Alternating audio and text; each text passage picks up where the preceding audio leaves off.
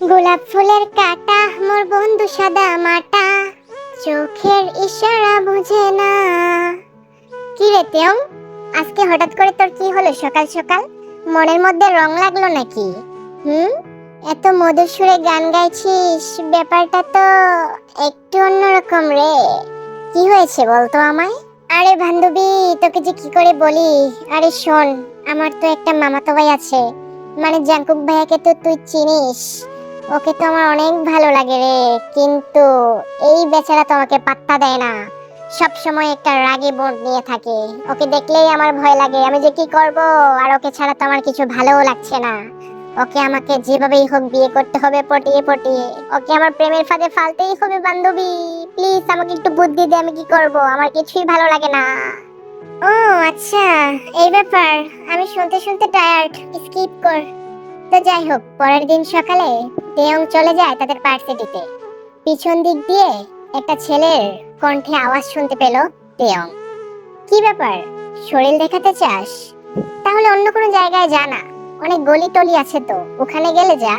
এখানে কি করছিস? ওখানে যা, ভালো খদ্দের পাবি, আর নিজের রেটটাকেও একটু ডেভেলপ করতে পারবি। শুধু শুধু এইসব ড্রেস আপ পরে আমাদের ভার্সিটিতে এসে ভার্সিটির পরিবেশটা কেন নষ্ট করছিস স্টুপিটের মতো? এই কথাটা শোনা মাত্রই তেয়ং পিছনে ফিরে তাকালো, আর তাকিয়ে সে একদম হতভম্ব হয়ে গেল। কারণ যে এই কথাটা বলেছে সে হচ্ছে জাংকুক, মানে তেয়ং এর ক্রাশ, এবং সেই সাথে তার কাজিন, মানে মামাতো ভাই। জাংকুকের মুখে এই কথা শুনে তেয়ং তখন তার গায়ের দিকে তাকায়। তাকিয়ে সে দেখতে পারলো ওড়নাটা ঠিকমতো তার গায়ে নেই, একটু অন্যদিকে চলে গিয়েছে বাতাসের কারণে। আর তখনই তেয়ং ওড়নাটা ঠিক করে আর সাথে সাথে জাংকুককে বলতে থাকে, ভাইয়া আসলে আমি লক্ষ্য করিনি। আর তখনই জাংকুক আরো রেগে যায়। রেগে গিয়ে বলে, চুপ থাক স্টুপিড, যদি ওড়না পরতেই না পড়িস তাহলে পড়িস কেন? যা এখান থেকে স্টুপিড কোথাকার। জাংকুকের মুখে এ ধরনের এক্সপ্রেশন দেখে তেয়ং পুরো কান্না করে দিল। কান্না করতে করতে সে ক্লাসে চলে যায়। ক্লাসে গিয়ে তার ক্লাসের মধ্যে একদমই মন বসে না। কেমন যেন একটা হাহাকার ভিতরে সৃষ্টি হয়েছে। আর একটা ক্লাস করার পর তেয়ং তখন বাসায় চলে যায়। আচ্ছা আচ্ছা, তোমাদেরকে তো পরিচয় দেওয়া হয়নি, চলো পরিচিত হওয়া যাক। আমি হচ্ছি কিম তেয়ং, এবার অনার্স প্রথম বর্ষের স্টুডেন্ট। আর জাংকুক ভাইয়া হচ্ছে আমার মামাতো ভাই, এবার ফাইনাল ইয়ারে পড়ে। আমরা একই ভার্সিটিতে পড়ি।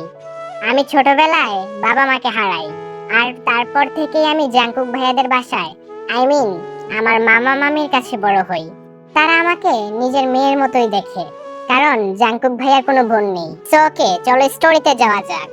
আর তারপরেই আমার ক্লাস করতে কেমন যে অস্থির লাগছিল, তখন আমি বাসায় চলে যাই। বাসায় যাওয়ার পর মামি আমাকে দেখে বলে, কি রে মা, আজকে তো তাড়াতাড়ি চলে এলি যে?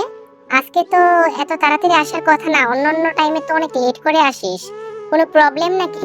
নাকি শরীর খারাপ করছে তোর? আর তোকে দেখেও কেমন অস্থির অস্থির লাগছে। কি হয়েছে মা, বলতো আমায়। আরে মামি, তেমন কিছু না, কেমন যেন মাথাটা ব্যথা করছে।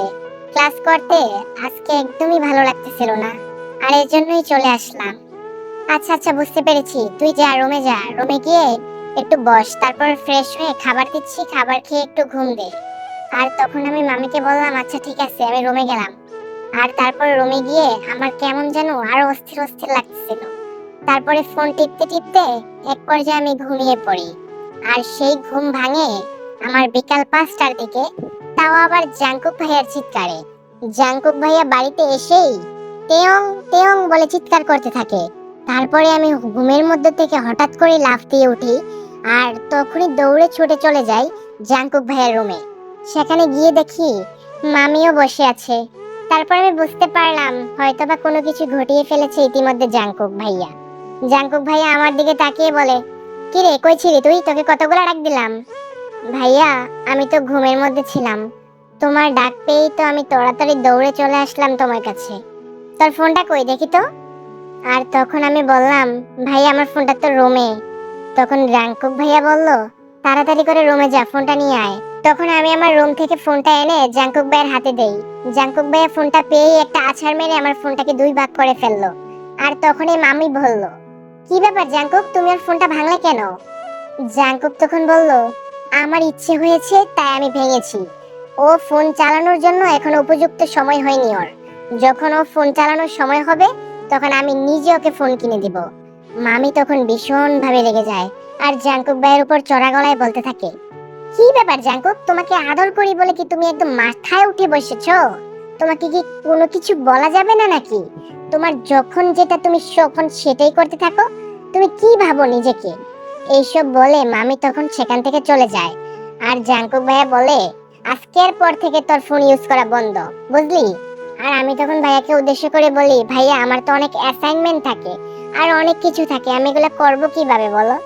জাঙ্কুক ভাইয়া তখন একটু নীরবে আমাকে বলতে লাগলো, আচ্ছা সমস্যা নেই, আমার রুমে তো আমার ফোন আছে, আমার ল্যাপটপ আছে, যখন তোর কোনো প্রয়োজন হবে তখন তুই আমার রুমে আসিস, আমি তোর প্রবলেম সলভ করে দিব, বাট তোর নিজের কোনো পার্সোনাল ফোন থাকতে পারবে না। এই বলে জাঙ্কুক ভাই সেখান থেকে চলে যায় আর আমিও আমার রুমে চলে যাই। আমার রুমে গিয়ে আজকে কেমন যেন আমার মনটা ছটফট ছটফট করছে, কারণ আমার মন খারাপের সঙ্গীটা আর আমার সাথে নেই। মানে আমি আমার ফোনের কথা বলছি। আমার যখন মন খারাপ থাকতো তখন আমি আমার ফোনের দিয়ে টম এন্ড জেরি থেকে শুরু করে আর অনেক ধরনের জিনিসপত্র দেখতাম, যেগুলো দেখলে আমার মন ভালো হয়ে যেত। কিন্তু এখন আর কি করব, এখন তো সেটা করার কোনো উপায় নেই। তারপর আমি ছাদে যাই, ছাদে গিয়ে তারা গুনতে থাকি আর হঠাৎ করেই আমার ঘুম চলে আসে। কখন যে ছাদের মধ্যে ঘুমিয়ে পড়ি সেটা আমি নিজেও বলতে পারি না। আর কিভাবে যেন দেখতে দেখতে সকাল হয়ে যায় আমি টেরও পাইনি। তখন মামি আমার কাছে আসে আর এসে বলে, কি ব্যাপার, তুই ছাদের মধ্যে কেন ঘুমিয়েছিস? ভূত টুতে ধরলো নাকি? যা তাড়াতাড়ি রুমে যা, রুমে গিয়ে ফ্রেশ ট্রেশ হয়ে খাবার খেতে আয়, তোর কলেজ নাই, তাড়াতাড়ি যা। আর তখন মামির কথা শুনে আমি এক লাফ দিয়ে শাওয়ার নেওয়ার জন্য আমার রুমে চলে যাই আর তারপরেই টেবিলে যাই। টেবিলে গিয়ে দেখি জাঙ্কুক ভাই খাবার খাচ্ছে। ওফো, কত দেখতে হ্যান্ডসাম আর কিউট আমার ভাইটা। ওপস, সরি, আমার জামাইটা। ওকে তো আমি ভাই ভাবতেই পারছি না, কিন্তু এই এত সুন্দর একটা মানুষ, দেখতে কত কিউটের ডিব্বা, একদম আমার স্বপ্নের নায়কের মতো। কিন্তু এত রোড কেন? আমার স্বপ্নের নায়ক তো কত সুইট, বাট জাঙ্কুক কেন রোড?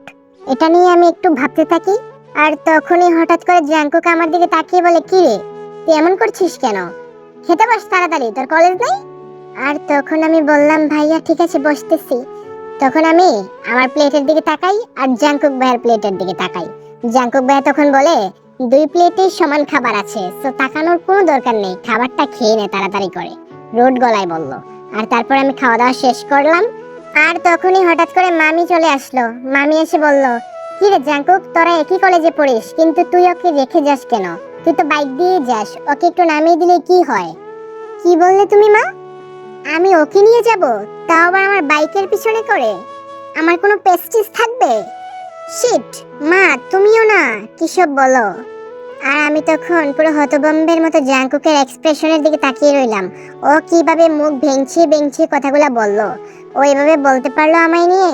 আমায় নিয়ে গেলে ওর কি এমন হতো? আমি বুঝি না ভেবেছে মেয়েদেরকে পটানোর ধান্দা। আমাকে নিয়ে গেলে তো মেয়েরা ভাববে যে আমার সাথে ওর ইটিস পিটিস আছে, এজন্য আমাকে নিয়ে যাবে না। আমি কি বুঝি না নাকি? আর তারপরেই হঠাৎ করেই দেখলাম সেখানে আর জাঙ্কুক নেই। বাইকে চাবিটা লাগিয়ে স্টার্ট দিয়ে ভুম করে চলে গিয়েছে আমাকে একা রেখে। তখন আমার মনটা অনেকটা খারাপ হয়ে গেল, তবে কি আর করার, প্রতিবারের মতো আমি রিক্সা নিয়ে চলে গেলাম ক্যাম্পাসে।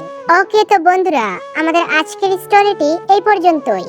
তো তোমরা জানিয়ে দিও তোমরা কি পরবর্তী স্টোরির পার্টটা দেখতে চাও নাকি নতুন কোনো স্টোরি চাও। তোমাদের কমেন্টের উপর ডিপেন্ড করবে পরবর্তী এপিসোড, নয়তো আমরা নতুন গল্পে ব্যাক করব। আসলে এই গল্পটা অনেকদিন ধরে দিব ভাবছিলাম, কিন্তু দেওয়া হয়নি সময়ের জন্য। আর হ্যাঁ মাই ডিয়ার প্রিন্সেসরা, শোনো, আমি এতদিন যাবত তোমাদের ওয়েট করিয়ে রেখেছি। আমার এক্সাম চলছিল, আমি ঠিকমতো ভিডিও দিতে পারছিলাম না, তবে এখন আমার এক্সাম শেষ, আমি তোমাদের মধ্যে আবারও কন্টিনিউ করব এবং তোমাদেরকে একদম রোমান্সের সাগরে ভাসিয়ে দিব, বুঝলে? তো যাই হোক, পরবর্তী ভিডিও আসার আগ পর্যন্ত ভালো থেকো এবং সুস্থ থেকো। আল্লাহ হাফেজ গাইস।